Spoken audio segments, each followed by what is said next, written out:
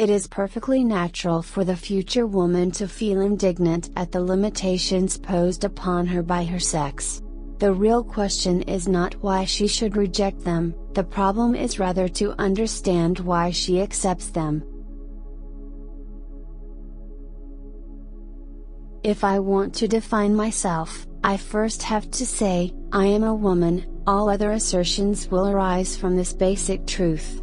A man never begins by positing himself as an individual of a certain sex. That he is a man is obvious. But women do not say we, except at some congress of feminists or similar formal demonstration. Men say women, and women use the same word in referring to themselves. If the feminine issue is so absurd, is because the male's arrogance made it a discussion. Representation of the world, like the world itself, is the work of men. They describe it from their own point of view, which they confuse with absolute truth. That the child is the supreme aim of woman is a statement having precisely the value of an advertising slogan. Few tasks are more like the torture of Sisyphus than housework. With its endless repetition, the clean becomes soiled, the soiled is made clean, over and over, day after day.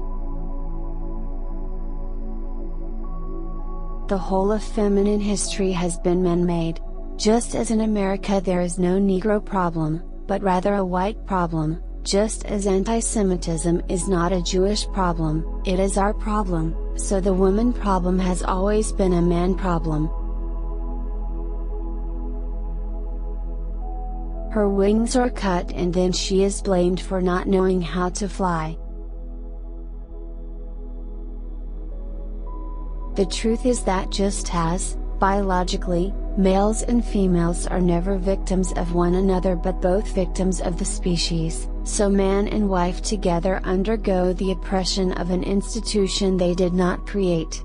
If it is asserted that men oppress women, the husband is indignant, he feels that he is the one who is oppressed, and he is, but the fact is that it is the masculine code, it is the society developed by the males and in their interest, that has established woman's situation in a form that is at present a source of torment for both sexes.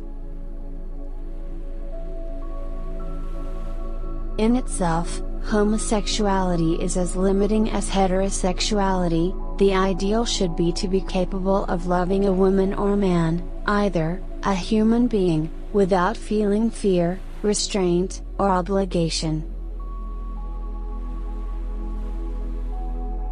When we abolish the slavery of half of humanity, together with the whole system of hypocrisy that it implies, then the division of humanity will reveal its genuine significance and the human couple will find its true form. To be feminine is to show oneself as weak, futile, passive, and docile. The girl is supposed not only to primp and dress herself up but also to repress her spontaneity and substitute for it the grace and charm she has been taught by her elder sisters. Any self-assertion will take away from her femininity and her seductiveness. All oppression creates a state of war. And this is no exception. If they want to flirt or initiate a friendship, they should carefully avoid giving the impression they are taking the initiative. Men do not like tomboys, nor blue stockings, nor thinking women. Too much audacity, culture, intelligence, or character frightens them. No one is more arrogant toward women, more aggressive or scornful, than the man who is anxious about his virility.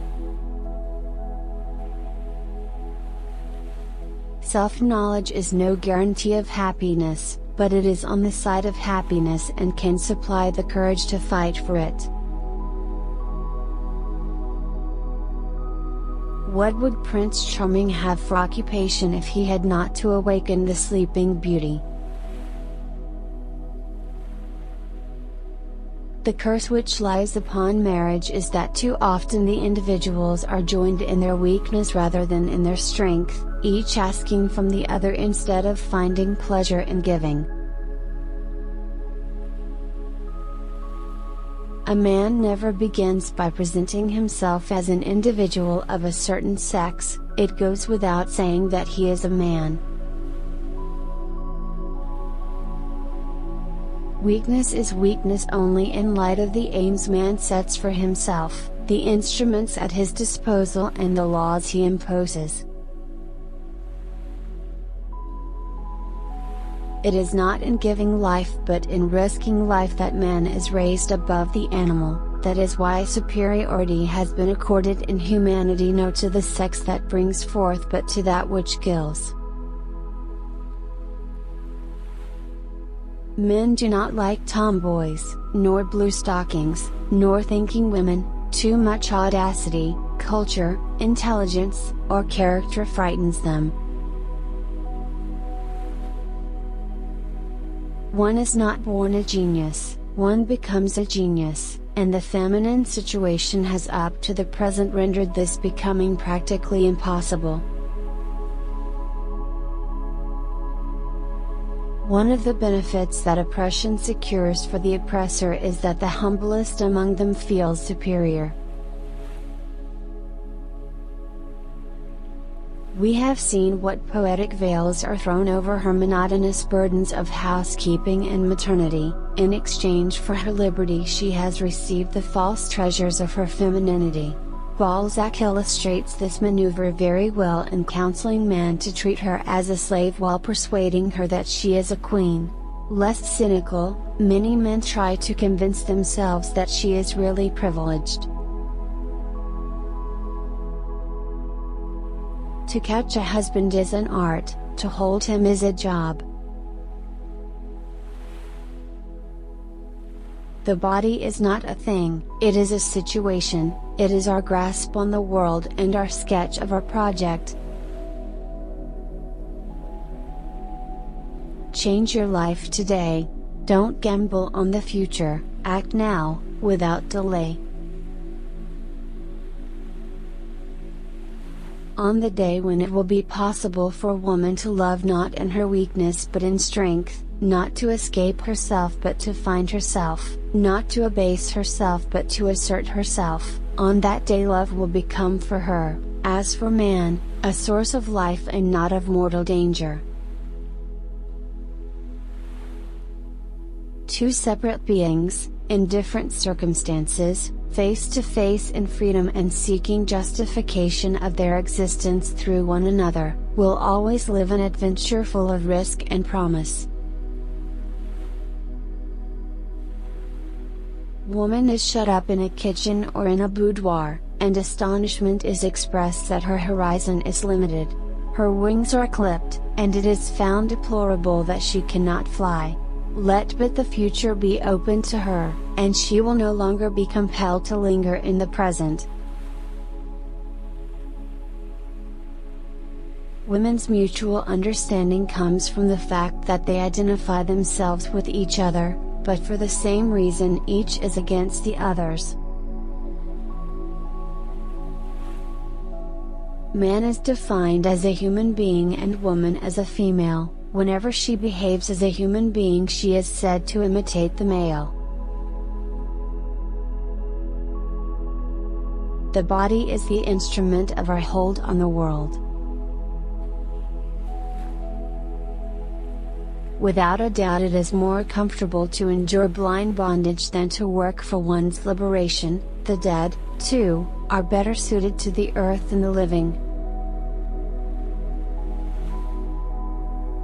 I am too intelligent, too demanding, and too resourceful for anyone to be able to take charge of me entirely. No one knows me or loves me completely. I have only myself.